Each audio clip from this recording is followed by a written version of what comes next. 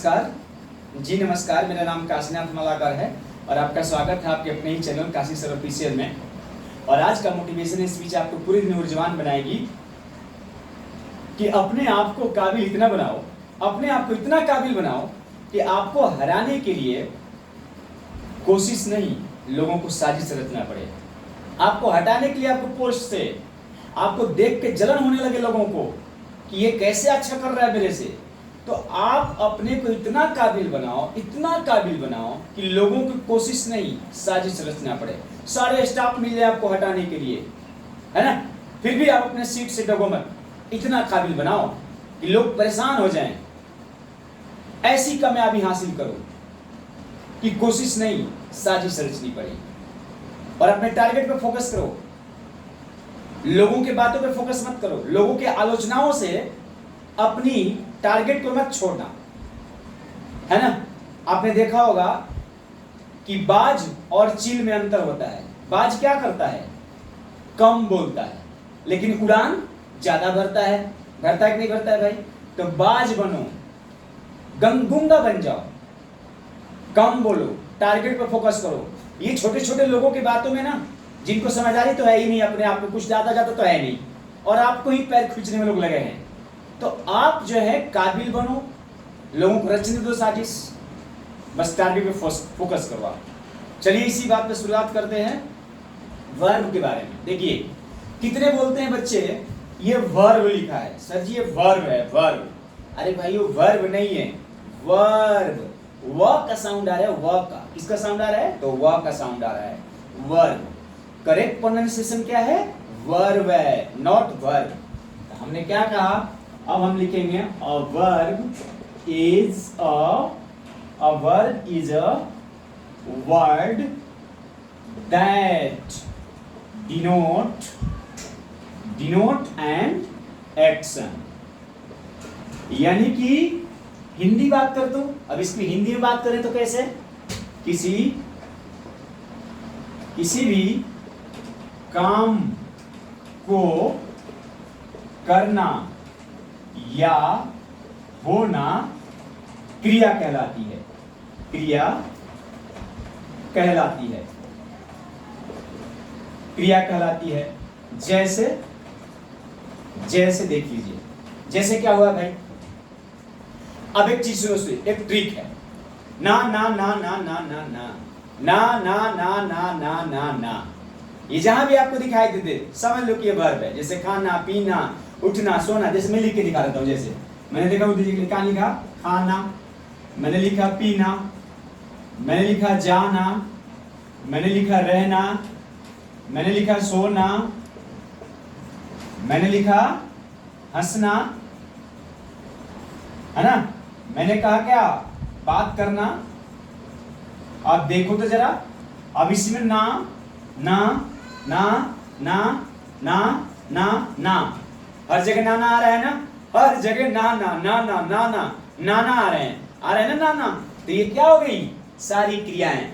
यानी किसी भी काम को करना या होना क्रिया कहलाती है। जैसे उठना, बैठना, सोना, खाना, पीना, रहना, जाना, बात करना, चुगली करना, है ना, किसी के बारे में बात करना, उल्टी सीधी बातें करना, कॉपी करना, नकल करना, चीटिंग करना, है ना। ये सारी क्या हो गई? क्रियाएं हो गई, ये क्रिया हो गई। जब आप कोई एक्शन करते हो ये सारी क्रिया हो गई। जैसे ना आप देखिए, अब एक एक चीज को समझ लीजिए, समझते हैं। अब इसको इंग्लिश में भी एग्जांपल देख लो इसका। जैसे मैंने कहा आपसे sleeping, sleeping, bathing, teaching, going, etc। ये सारी वर्ब है। यानी कि जो भी हम कार्य को करते हैं, जो भी एक्टिविटी करते हैं, वो सारी के सारी वर्ब है। देखिए एक चीज और, बिना वर्ब के कोई भी सेंटेंस बन ही नहीं सकता। आप किसी भी ग्रामर में किसी भी सेंटेंस को उठाकर देख लो, बिना वर्ब के कोई भी सेंटेंस नहीं बन सकता। तो हम कह सकते हैं कि verb is a action word. और अगर प्योर देहाती भाषा में समझो तो जिस प्रकार से एक गाड़ी को चलाने के लिए एक इंजन की जरूरत पड़ती है, उसी प्रकार से आपके इंग्लिश ग्रामर में वर्ब के बिना कुछ हो ही नहीं सकता है। बिना वर्ब के कुछ नहीं हो सकता, नहीं बन सकता सेंटेंस कोई से भी। आप उठाकर देख लो कोई सा भी सेंटेंस।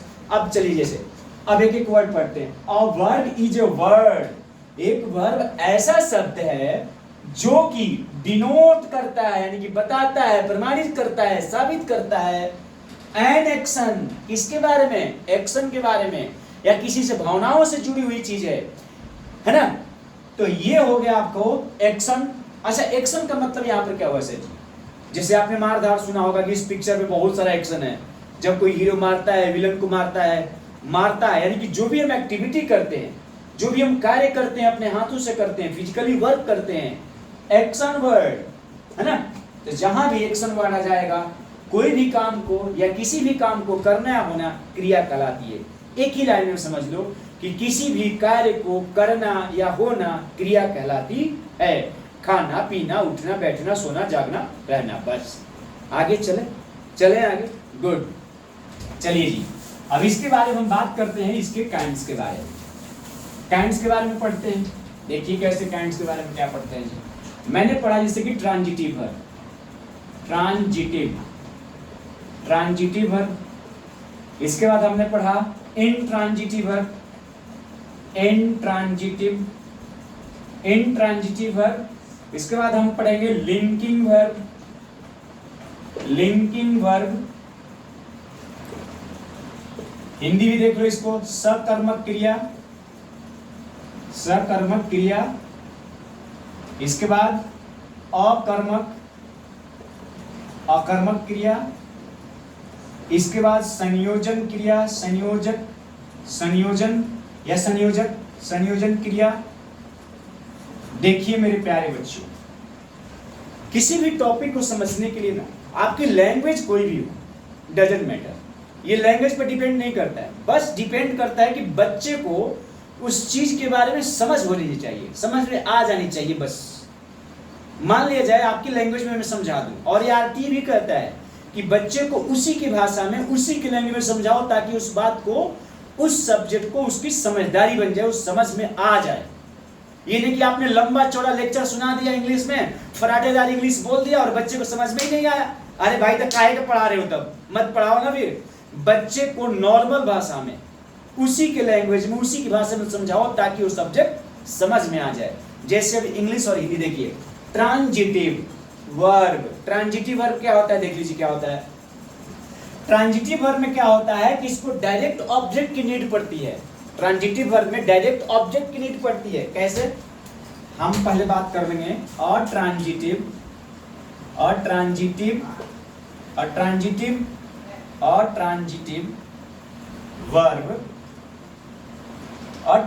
वर्ब रिक्वायर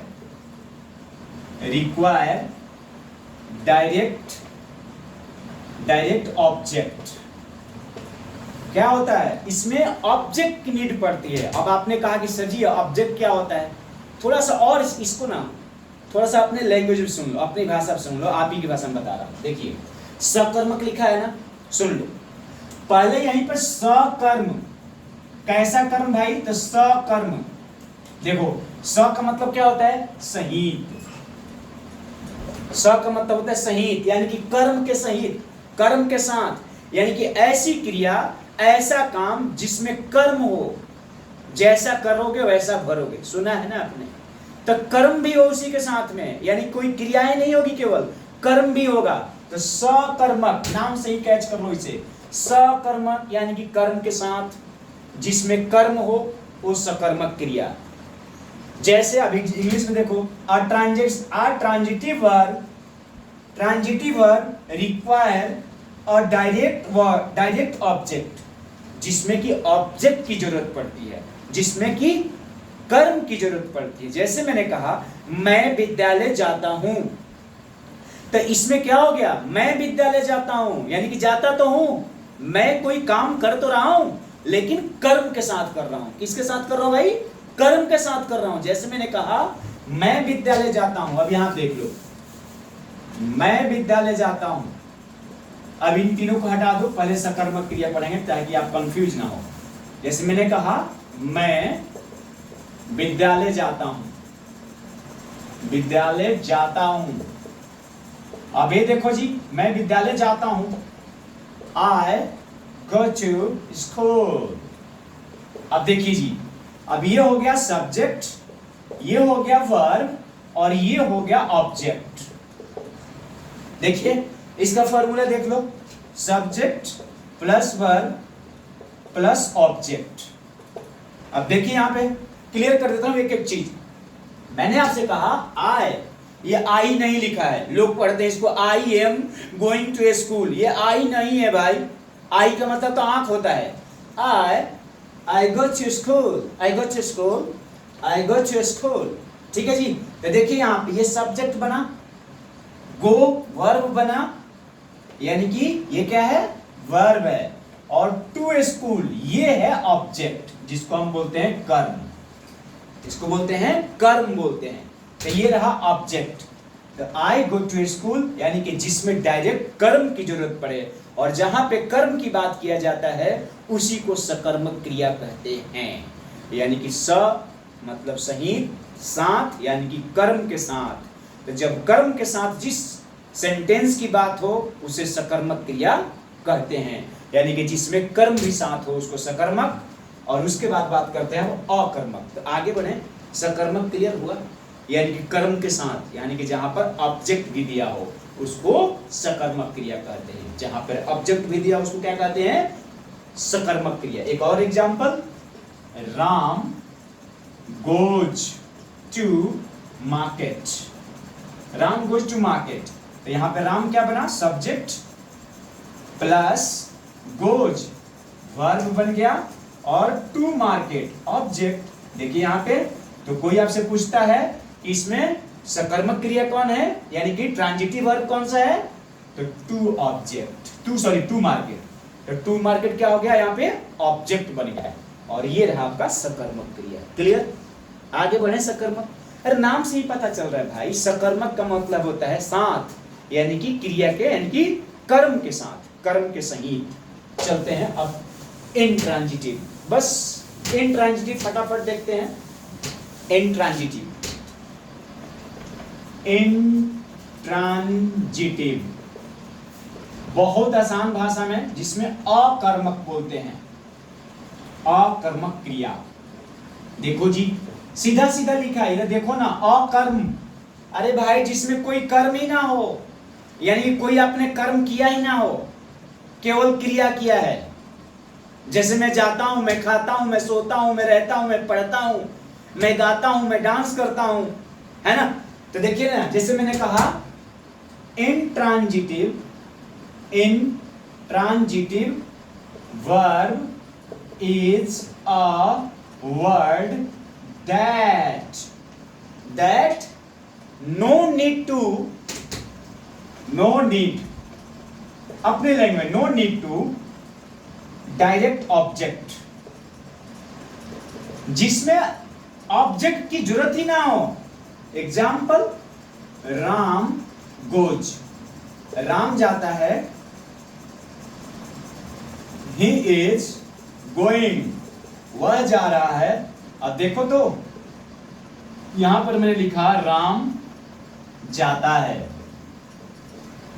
वह जा रहा है। कहां जा रहा है, कोई गारंटी है क्या, नहीं है ना। कहां जा रहा है भाई, तो जा रहा है केवल, तो केवल क्रिया ही तो कर रहा है ना केवल, इसमें कोई कर्म नहीं है, इसमें कोई कर्म नहीं है, अकर्मक, यानी कि जिसमें कोई कर्म है ही नहीं। राम जाता है, कहां जाता है, कोई गारंटी तो नहीं है ना कहां जाता है, राम जाता है, केवल क्रिया कर रहा है, कोई कर्म नहीं है इसके साथ में, तो इसको बोलेंगे अकर्मक। इंग्लिश समझो, intransitive verb is a word that no need to direct object, जिसमें कोई ऑब्जेक्ट की जरूरत ही ना हो, अकर्मक, बिना कर्म के। जैसे राम गोज, राम जाता है, ही इज गोइंग, वह जा रहा है, जिसमें कोई कर्म नहीं है, यानी कि बिना कर्म की जब बात होगी तो वहां पे अकर्मक क्रिया कहते हैं, यानी कि उसको अकर्मक क्रिया कहते हैं। मैं जाता हूं, मैं खाता हूं, मैं पढ़ता हूं, मैं सोता हूं, मैं रहता हूं, मैं डांस करता हूं, मैं सोता हूं, इस प्रकार से अकर्मक। एक बच गया last, linking verb. Linking verb देखिए क्या होता है,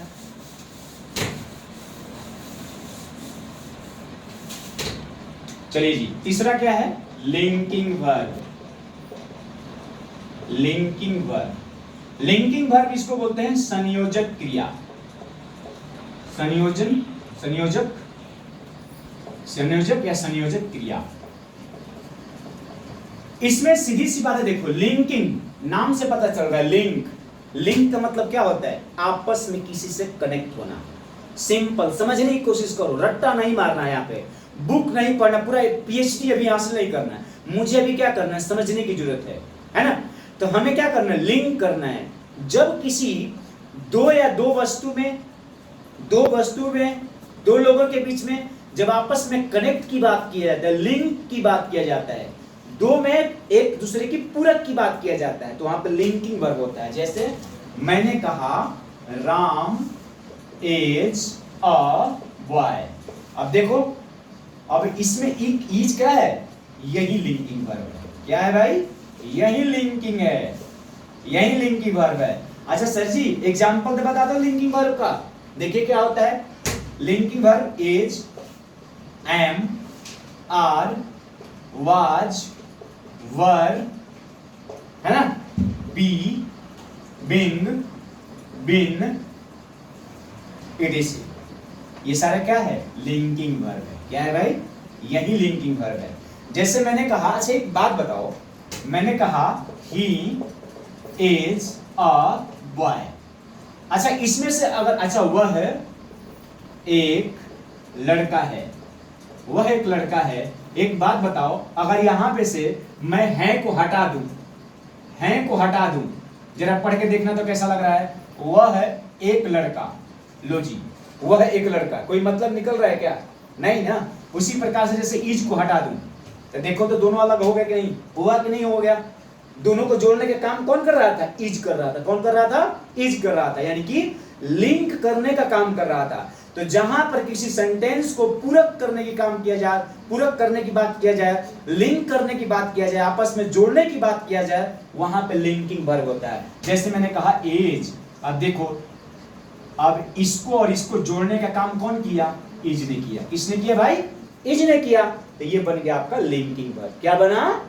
लिंकिंग वर्ब बना। उसी प्रकार से ये देखो, यहां पे इज है तो यहां भी इसको और इसको जोड़ने का काम कर रहा है दोनों का, तो ये बन गया लिंकिंग वर्ब। उसी प्रकार से मैं कह दूं आपसे, इसी में से मैं कह दूं, जैसे क्या कह दूं कि Ram was a boy. Ram एक लड़का था, तो मैंने क्या कहा? यहां पे देखो ये भी जोड़ने का काम कर रहा है ना, तो ये हो गया आपका लिंकिंग वर्ब। क्या हो गया? लिंकिंग वर्ब हो गया। तो राम को और बॉय को जोड़ने का जो काम कर रहा है, बीच में जो भी आ जाए, जैसे मैं हिंदी की बात करूं, है, था, ये सब क्या है? लिंकिंग वर्ब है। यानी कि जब आपस में किसी दो सेंटेंस को जो भी जोड़ने का काम करता है, उसी को हम लिंकिंग वर्ब कहते हैं। मुझे उम्मीद है कि आपको ये वीडियो अच्छे से समझ में आई होगी।